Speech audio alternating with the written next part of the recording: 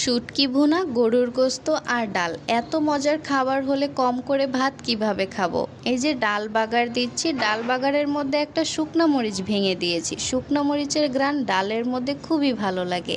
আর গরুর মাংস রান্না করছি, গরুর মাংসের মধ্যে বড় বড় করে আলু কেটে দিয়েছি। আমার মাংসের আলু অনেক বেশি পছন্দের। আর হচ্ছে এই যে শুটকি ভুনা করছি, বেশি করে পেঁয়াজ আর রসুন ভাজা ভাজা করছি।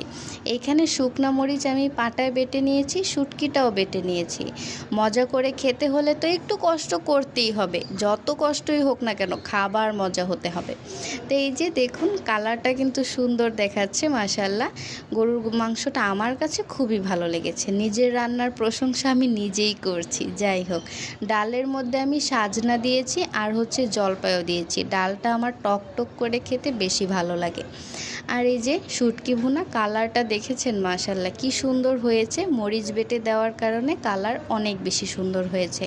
আর এই যে সর্বরোগের মহা ঔষধ কালো জিরা ভর্তাও বানিয়েছিলাম। আর আমি অল্প করে পোলাও রান্না করেছি। আমার আকসা পাখি মাশাআল্লাহ অনেক বেশি পছন্দ করে।